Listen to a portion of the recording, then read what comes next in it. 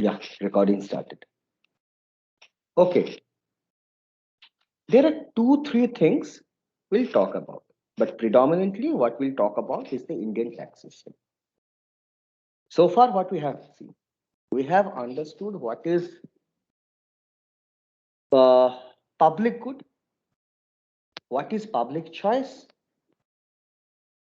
how the government should allocate from theory, and then in practice, how to design a tax system both theoretically and what are the practical things we should keep while implementing a tax system. So broadly, we have done almost everything one needs to know about what we call public economics, because public finance and policy is everywhere. What is public finance? Public finance is only a subpart of what we call public economics. Financing is, I have a target how to finance it, but we have done much more than that. Now, the book that we so far considered, there are two references we have used, right? One is the Stiglitz book, another is the Feldman book. But both these books, the Feldman book does not have any policy part. It's only a theory book. The Stiglitz book, it does have analysis of the tax system, but of the US economy, which is not required for us. So for that matter, there is this simple book on Indian tax system. Okay. So what is the Indian tax system? How does it look? How it evolved? So this is one reference.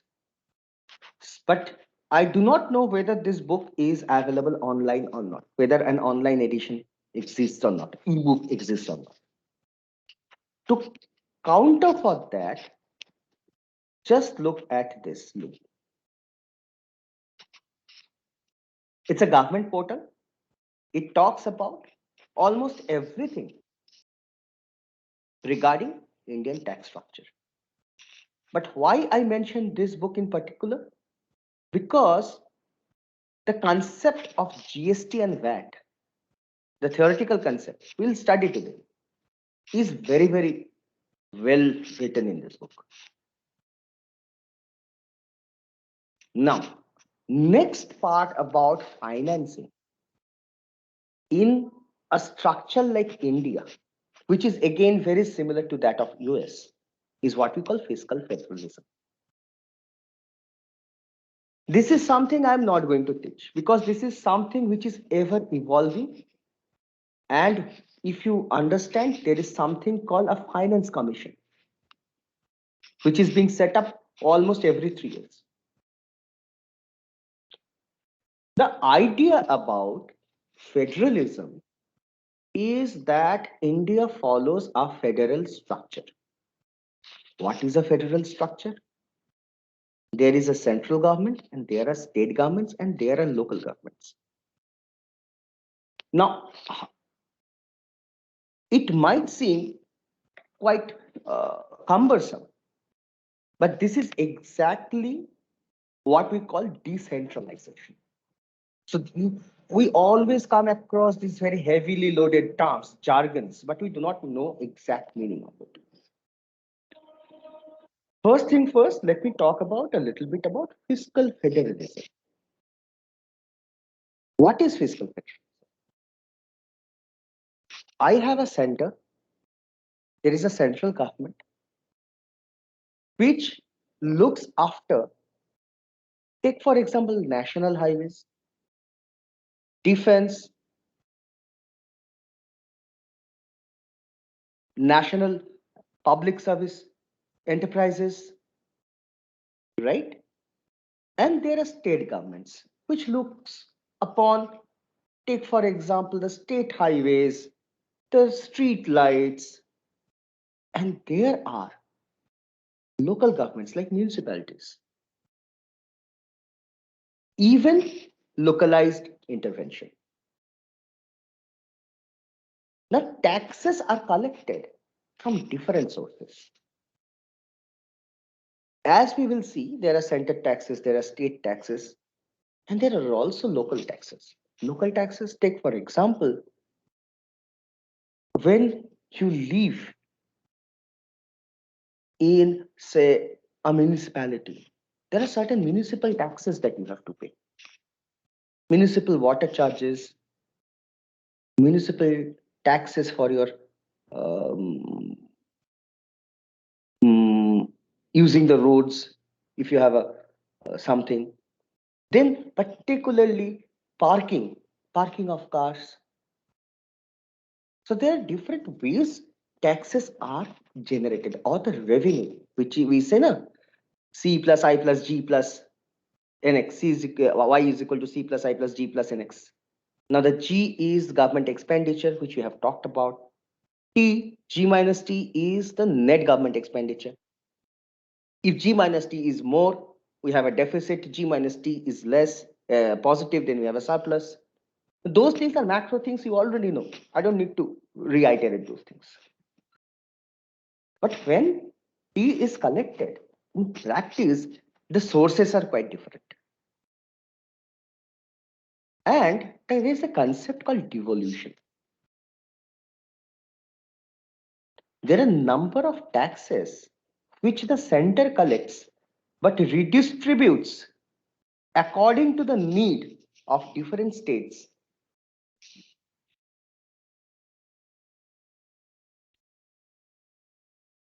As you must be knowing, there is a in the GST, there is a component called center GST, CGST. A part of that CGST, and a part of it actually goes back to a state, or should go back to a state. To how much? Or how much the center government revenue is to be distributed to the states for state level intervention. That is the work done by the Finance Commission. And this is what we call tax devolution, which is transfer of revenue from center to the state. Right? So these are the concepts which we need to know. Now, I have given one reference here, that of Y.V. Reddy. Have a look. I'm not going to focus much on fiscal federalism because it's an ever-changing process. The moment you want, in fact, this is not a, should not be this particular part, that fiscal federalism in India is a part of your course in Indian economy. But I will talk about what fiscal federalism means. But if you are interested to have a look at how fiscal federalism works in India, have a look at this paper.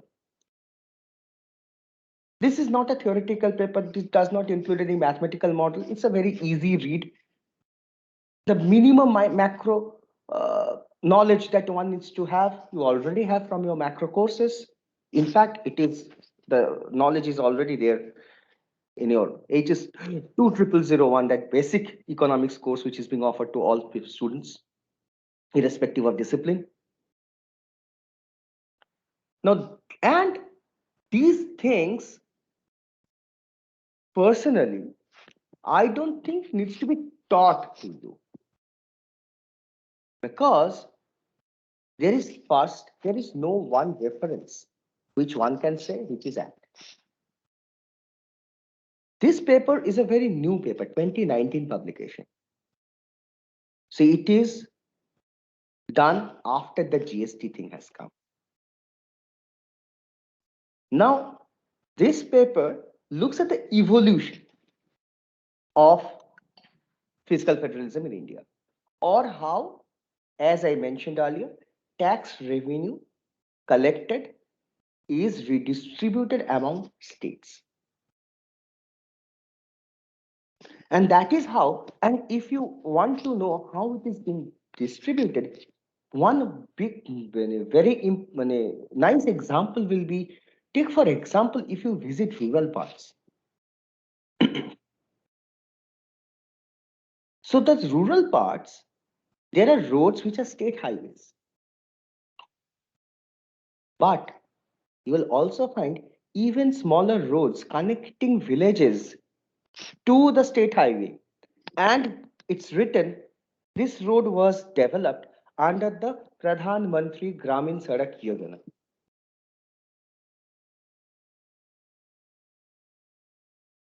That is center's intervention in a state to provide a public good, which is a road connecting a remote village to the state highway. Now, what is the thing? It will be developed or constructed by the center fund, but will be maintained by the state fund or local gram panchayats. Now, this type of distribution, redistribution among the governments, that is completely contingent upon two factors. One, the need-based factor, which is the theoretical factor. Which state requires more? Take for example, if you take the Bimaru states, take for example Odisha, our neighboring state. Our means Kharagpur's neighboring state. Now, and Jharkhand you can also think about. So these states does not have much economic activity. Like Odisha does not have much economic activity. Even Jharkhand has more because of its mines. Chhattisgarh has more because of its mines. But Odisha does not have a very strong economic productive sector. And that is why there is rampant poverty, malnutrition in that state. And that is why it is clubbed with the Bimaru states. Now, how to, and then you compare, the state center government compares now how much I should give to Bengal vis-a-vis Odisha and Jharkhand. Now, Jharkhand has already collected a lot of taxes through its mining activities. Bengal is a hub of services. There is also some, whatever even Mamata Banerjee says that we do not have income, the center is not paying us, whatever says, those are political things. But it still have a large service sector, so there is a probability, higher probability of tax revenue collected from the state level. But when it comes to the center, remember what type of welfare function you have in mind. Suppose you're following a utilitarian or even a more stricter Rawlsian type of welfare function. So to uplift the welfare of the country, which state is to be given more focus? The poorest states. So you need more government expenditure in poorer states rather than in Maharashtra, rather than in Gujarat, rather than in Tamil Nadu.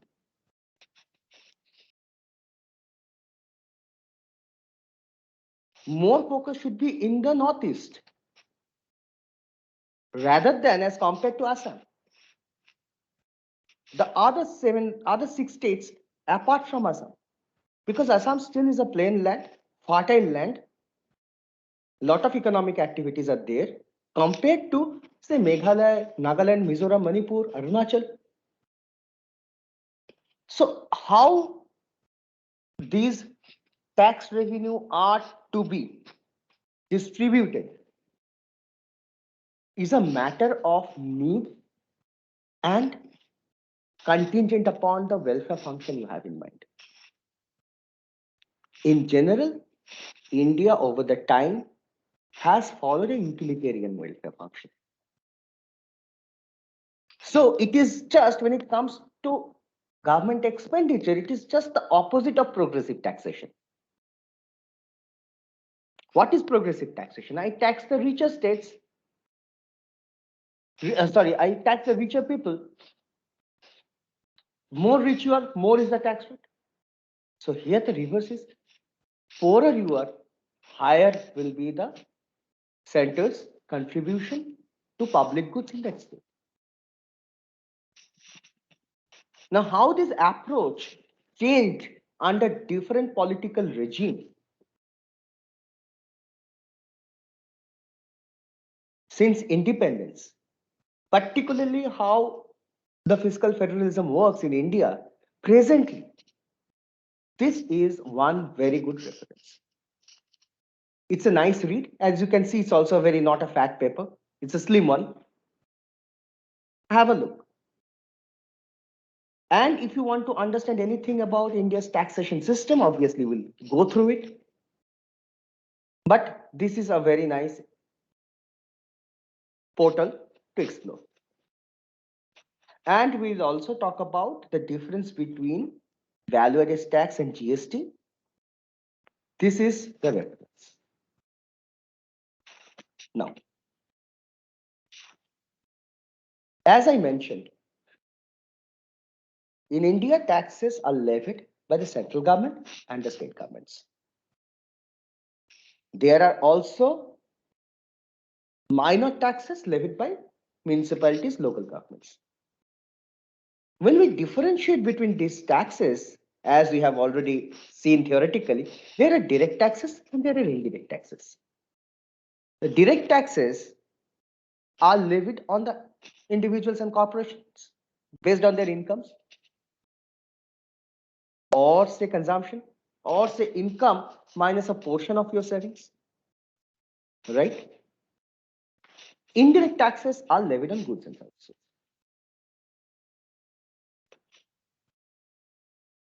What are the major central taxes we have? The major central tax that we have is the income tax. You tax the income. Now, I should mention here, with tax benefits on certain portion of savings. ठीक है? Now, what are the sources of income then? Major sources of income. First is salary, just like me, or any salaried person. Second source of income is that from house property. Suppose you have a property which you have given on rent. The rent is your income from your property. Tax on capital gains. You have bought a house 5 years back for 5 lakhs rupees. And now today you are selling it for say 8 lakhs rupees. So the capital gain is 3 lakhs with certain deductions and what we call there is this technical term I'm forgetting, which is basically like leniency. Take for example, if you are a female, the capital gain will be taxed for over, you can distribute the tax burden over 2 financial years. Yeah, tax stops. There's a technical term. Now, for a male, you have to reinvest that amount within the same fiscal year, or you have to pay the tax. So there is a differential treatment, which basically is indicative of women empowerment. Your focus is also on women empowerment. That is why there is some differential treatment. Now, tax the profits and gains from business and profession. It includes taxes on corporations. It also includes income generated by private practice of a lawyer, because that's a professional profit or gain. It's not salaried. Or a doctor. You're providing professional service. You're giving legal advice. You are giving health advice. And it's entirely a private practice. And there are some other sources of income. Say you have owned 1 crore in KBC. That's neither salary, neither business or profession, neither capital gains, neither house and property, but that's an income. Or a lottery, depending on the amount and your present income, you will have a tax rate. Correct? So these are the major central taxes that we have. Major state tax, property tax. Whenever you have a property, you have to pay a tax every year. Particularly, I know in certain metropolis, it's quarterly. So either you can pay it at one go on an annum per annum, or you can pay the quarterly also, like 1/4 of it every quarter. And for new property, you have a stamp duty and registration. Now there are issues. There are certain legal issues. The legal issue is, take for example, the state of Sikkim. Jammu and Kashmir I used to give last year. This year I cannot give that example after the abrogation of Article 370. But the state of Sikkim. Do you know that you cannot buy any property there? In Sikkim, you cannot buy a property. What you can do, you can take a lease for a certain stipulated amount of year, period of time. Even that lease will cover not a stamp duty but a registration. Because forces, you have taken the lease of a hotel in Gangtok for 6 years and you have paid a lump sum to the existing owner of that hotel, with the understanding that after 6 years you have to hand over the keys to him back. But for 6 years you have, say you have agreed that you will pay 20 lakhs to him. That 20 lakhs, because you will be using that as a business. So there will be a registration. Because that hotel will run under your name for 6 years. So that registration duty will go to the Sikkim government. But there is no stamp duty in that, because there's no legal transfer of the property perpetually. So there are issues, intricacies like that. So a better person who can teach you these intricacies is not a person from economics, but a person from law. Any legal practitioner who deals with taxation or a chartered accountant. But overall, these are the taxes. Now, when we talk about income tax, what are the heads of income? Okay, this we have already said. Now, you have, when it comes to taxing the profit of a business, you have the corporate income tax or a corporation income tax. And there are certain allowances, like depreciation allowance. And you have certain times you have losses in business. So suppose you start the year, you end up with certain depreciation and loss. So what will be the applicable tax rates? Now, this thing, what we have in front of our screen is the old regime. In the old regime, yes, pardon, there is a deafening noise.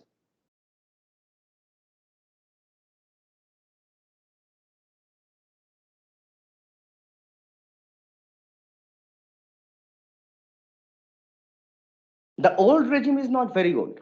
It's 2018. 2018-19, there has been certain changes. Now, the old regime, there was a flat percentage of 40% on foreign companies and 30% on firms. For domestic companies, there were like slabs.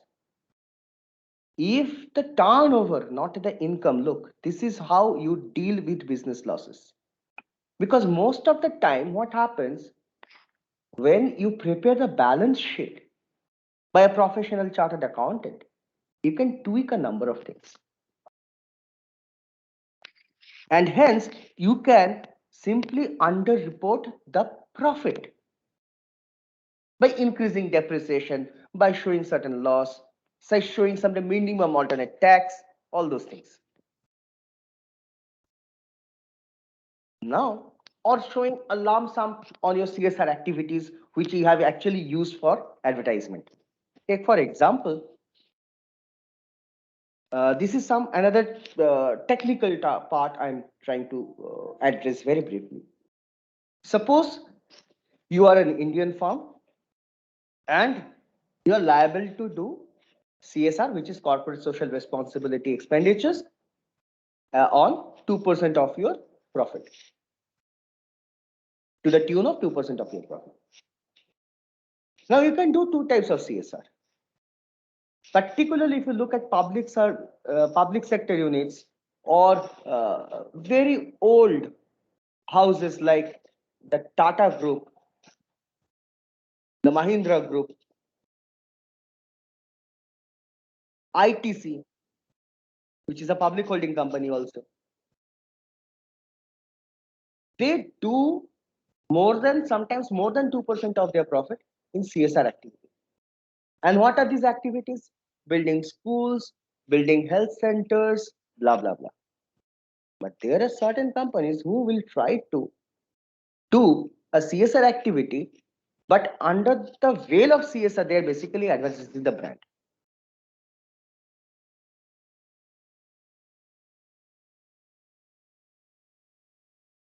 And what you do to avoid, as a particular implementing agency, say the IT department, they will say, forget about your profit.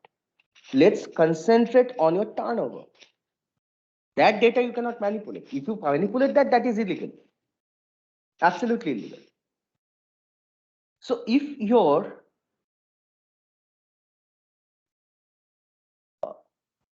net turnover, total turnover in a particular fiscal year 17-18 was less than 4,000 million Indian rupee, the tax rate was 25%. It was more than 400 million Indian rupee, 30%. Now,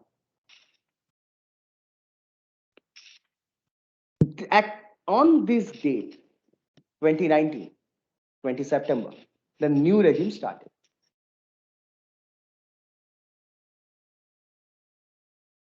And these are the new rates.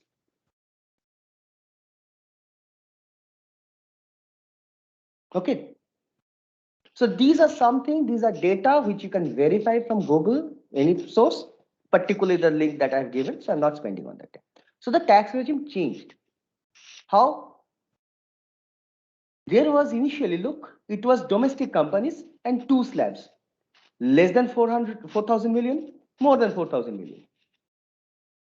Now, you can either opt for a tax regime of 22% flat, including surcharge and cess, which comes to 25.17%, and you are not eligible for the minimum alternative tax. Or for new domestic manufacturing, you can have a 15%. That is the incentive of creating new business.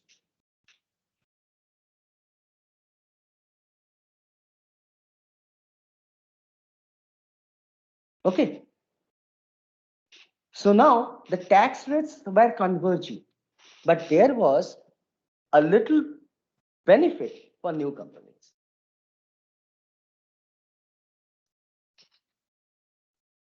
Now, income tax, individual. On the right hand side, the rightmost column, you have the old regime, and middle column, you have the new regime. And on the extreme left, you have the tax rates. Now, why I'm talking about old regime and new regime? Because I can, as an individual, I can opt for both. I can either opt for the new regime or for the old regime. What is the difference? The difference is subtle. So look, the number of slabs and rates have increased under the new regime. Under the old regime and new regime, which is common, annual income of 2.5 lakhs is exempted. So suppose you are earning 10 lakhs per annum, your tax burden will be on 7.5 lakhs. 2.5 lakhs is already tax exempted. So anyone earning 2.5 lakhs or less is not liable to pay any taxes. This is the beginning of progressive taxation. What progressive taxation taught us? If your income is zero, then tax rate is zero. The more your income, more will be the tax rate. But here, you have a shift in the scale, that particular intercept, not the scale, the intercept, shift in the intercept, origin, shift in origin. Instead of zero, the income tax starts from 2.5 lakhs per annum. Under the old regime, this 5% was from 2.5 lakhs to 5 lakhs. Under the new regime, and from 5 lakhs to 10 lakhs, it was 20%. And anything above 10 lakhs was 30%. So how it was calculated? Take for example, you have a 12 lakhs package. Suppose your income is 12 lakhs per annum. First 2.5 lakhs, 0%. Then anything more than 10 lakhs, which is 2 lakhs. The top 2 lakhs, 30%. Now 2.5 to 5 till 5, 10%. And anything between 5 and 10, that was 20%. So what should be your tax liability? From first 2.5 lakhs, 0. 2.5 to 5, which is another 2.5 lakhs, 10%, so 25,000. 5 to 10 lakhs, 5 lakhs, 20%, 1 lakh.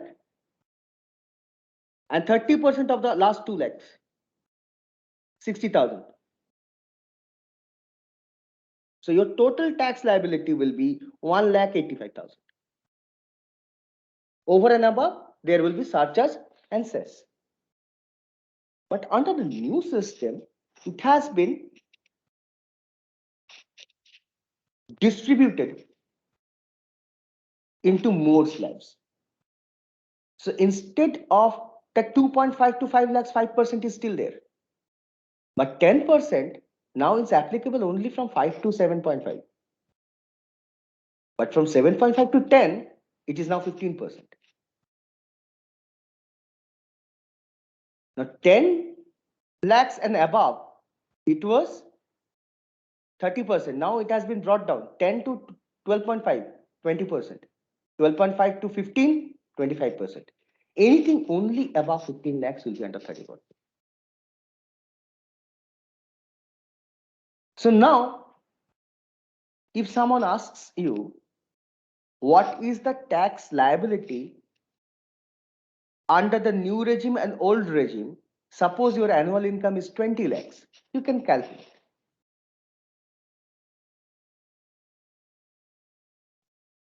But there is a catch. The catch is under the old regime, you could have got tax exemption for another 2.5 lakhs. Maximum. which is not under the new bill. So the new regime is strictly an income tax. The old regime was somewhere between income and consumption tax. That's the major difference. So the new regime, the difference you can see, the new regime actually gives less incentive for savings. Why? Without higher, if you save more, there will be low consumption. If there is low consumption, there will be less demand in the economy. So push the demand in the economy, this new regime is more effective.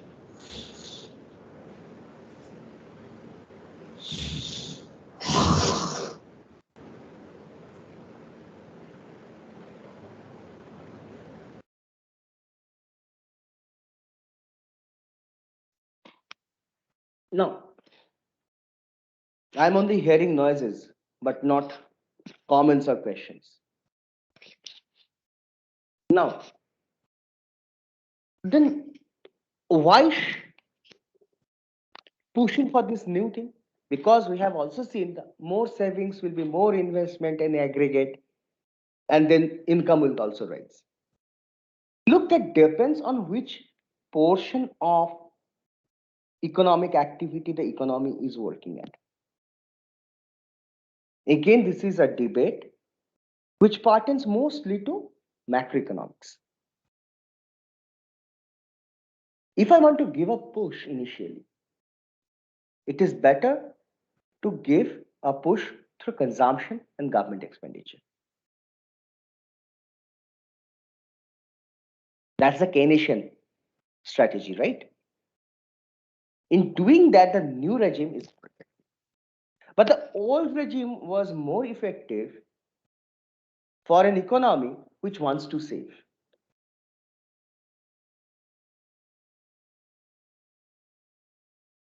So there is, and because both views are possible, so there will be certain set of citizens will prefer the old regime and certain set of citizens will prefer the new regime. Both the regimes are active. As an income taxpayer, you can choose the regime while paying your taxes. You can either choose the old system or you can choose the new system. At least so far that is applicable. We do not know, or at least I do not know, whether this old system will be abolished completely in future. That I cannot predict or anything. But so as of now, an individual can opt for the new and the old, depending on his choice. Now, indirect taxes.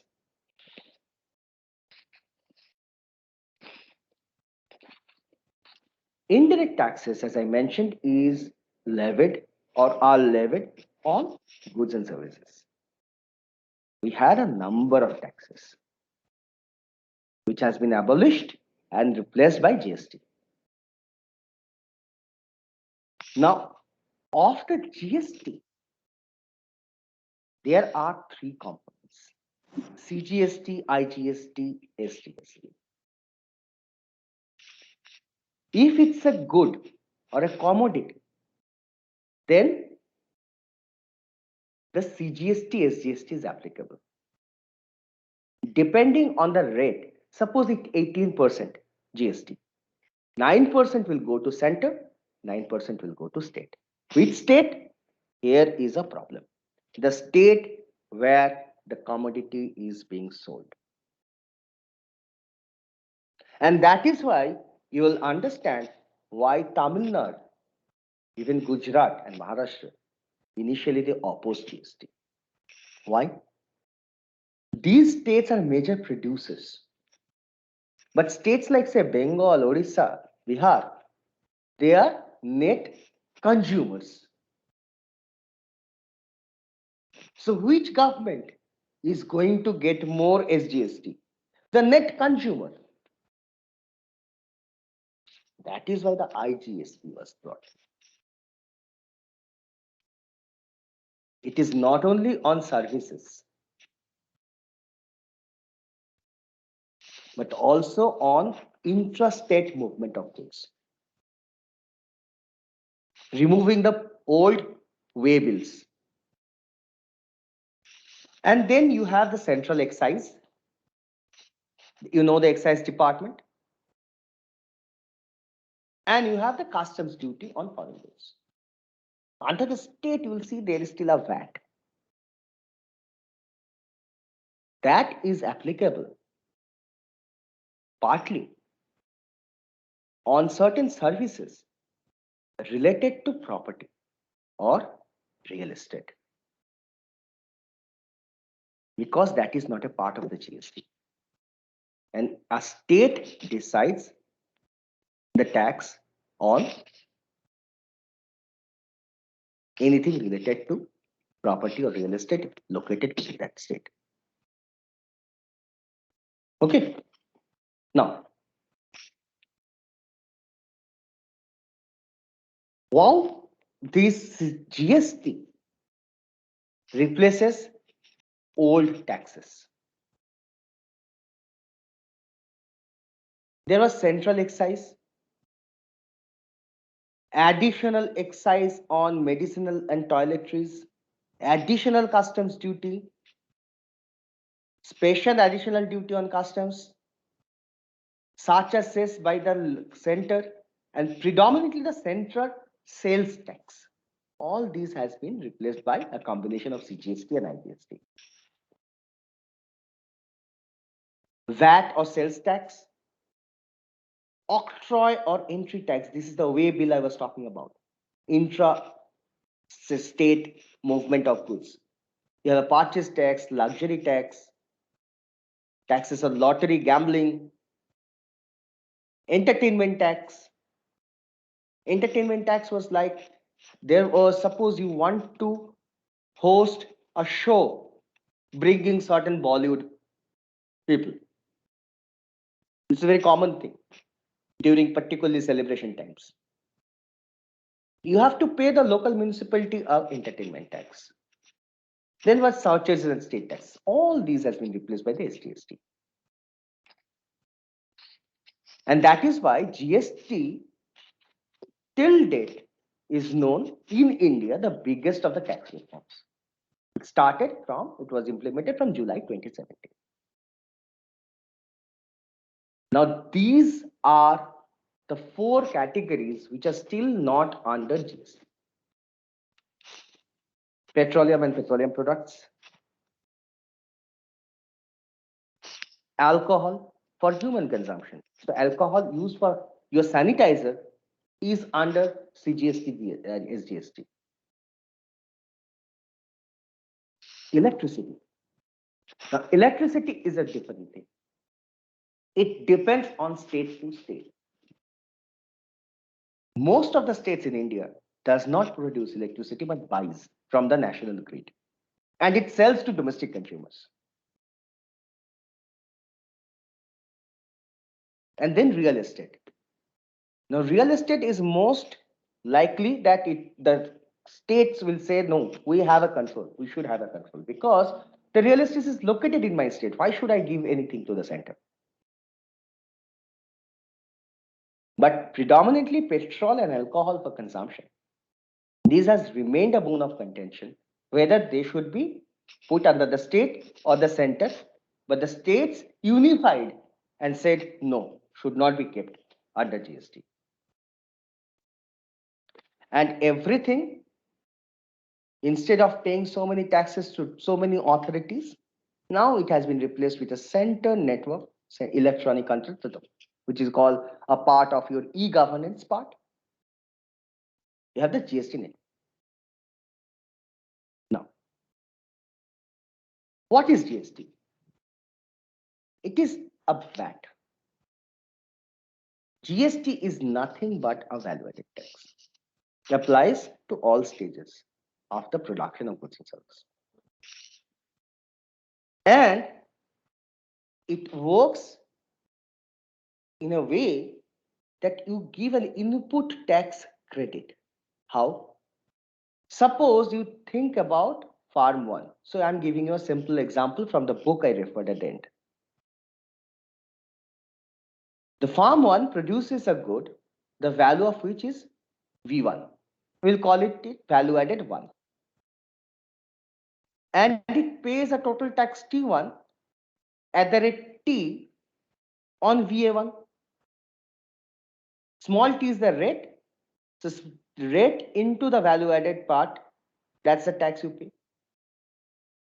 Farm 2 uses Farm 1's output as input. And we call it the value added of part of Farm 2. What is value added of Farm 2? The sales value of the final good minus value added 1. So what should be the T2? The same tax rate into VA2. Now what is VA2? V2 minus VA1.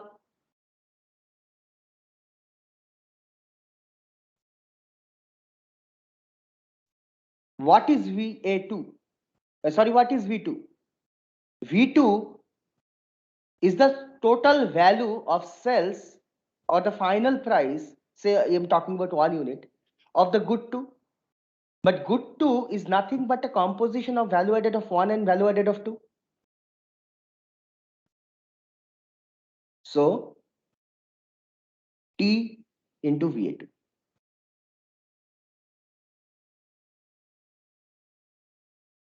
So there is, you can look, we start with a tax TAVA2.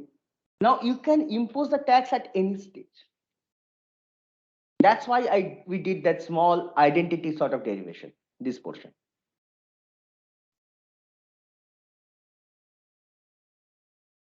So you can actually tax the same rate, TV2. So you're taxing now, people will say there will be double counting. For the same good, Farm 1 has bought at V1. Farm 1 has produced at V1. And Farm 1 has paid a tax T1, capital T1. But Farm 1 sells the good at a price V1 to Farm 2. Farm 2 adds on that, produces something and comes out with output price V2.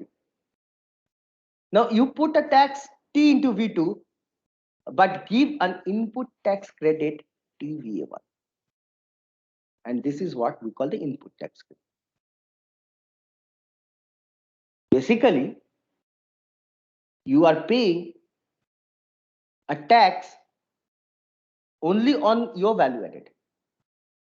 But you are paying initially, technically, you are paying a tax on V2, your sales, and you get a refund of TVA1. That is the claim.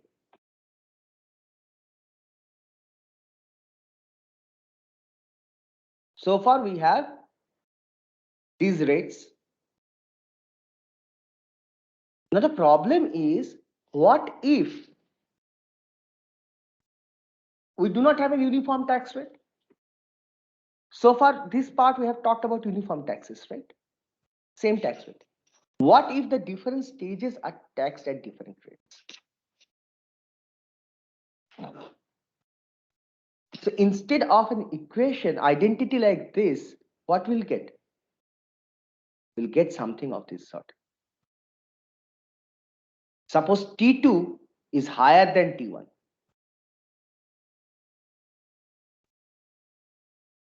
And this is what we call the cascading effect.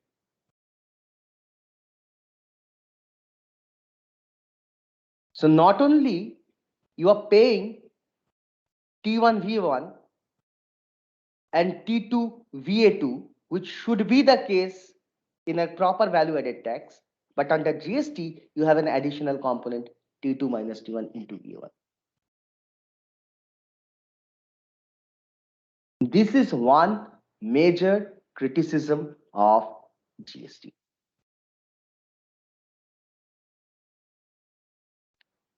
Technically, if everything is collected in the same format, that I have to pay the tax. Initially, what I was paying a sales tax on the final good. So I was paying TV2, and this tax rate was different for different goods, right? Same is the case now. We have different tax rates for different types of goods. But the problem is, had there been uniform taxation for each production process, there is no problem. This identity will hold. But when tax rates are different for different stages of production, take for example, iron steel going to automobiles. Automobiles will be differentially taxed. Iron steel will be differentially taxed. Automobile will come under the 28%. Iron steel most probably come under 12%. So you are already paying 12% on iron and steel. And you are already paying 28% on the value added by the automobile company. But you are also paying 28 minus 12, 16% on value added of iron steel. So there is a cascading effect. Now, GST's another problem is destination based, and this has been again, as I mentioned, a bone of contention. I produce in Tamil Nadu, but I sell into West Bengal. The SGST goes to Bengal government, not to Tamil Nadu government. This has been a bone of contention. That's why IGST was revised a little bit. But still the problem and the conflict remains. Finally, let me give you a brief idea about what we call fiscal federalism.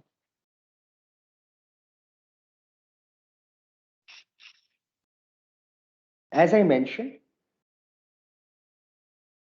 take for example CGST and SGST.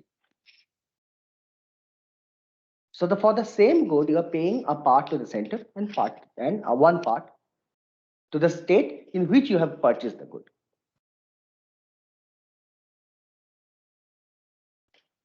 Given our constitution, now this is a legal part again. Given the constitution, the revenue has to be raised and these expenditure decisions are to be done both levels, at the center, at the state. Now,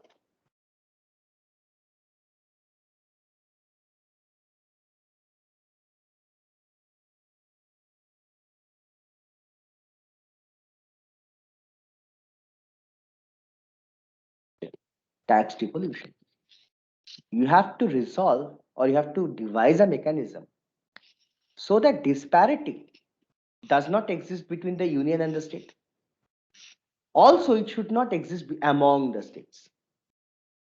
And that is why you have the finance commissions, which revise depending on the economic scenarios at a particular period. So what are these things we talk about under fiscal federalism? You delegate functions. As I mentioned, there is this small road connecting a village to the state highway. It will be constructed by the center, maintained by the state. Similarly, you have to delegate the powers. Who has the power of collecting tax? Responsibility and power should come at the same time. You cannot make a state responsible for maintaining its roads without giving it the power of raising revenue for that. Correct? So you have both delegation of functions and delegation of powers. As I mentioned right now, you need to maintain or address vertical imbalance and horizontal imbalance. What is vertical fiscal imbalance? The center expenditure minus the center's revenue. Horizontal, different states' deficits.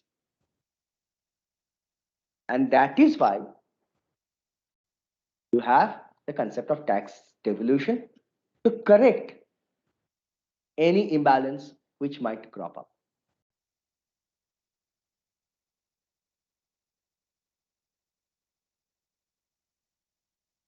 So, in the recent past, what we have seen, it's the 14th Finance Commission which talked about implementation of GST and replaced the Planning Commission with that new entity called Niti Aayog. This part I will not comment because it's more about institutional economics rather than, I will say, public finance. And setting the terms for 15 Finance Commission. What is setting the terms? This is a technical term. That what are the premise on which the 15 Finance Commission should start working on.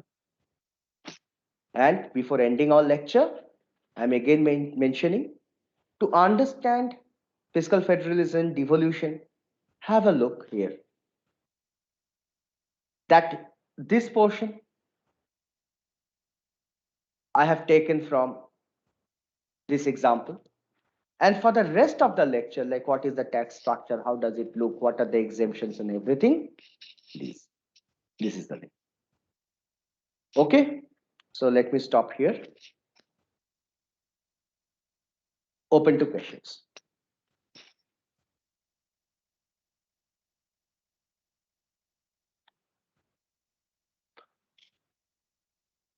So tomorrow will not do anything new.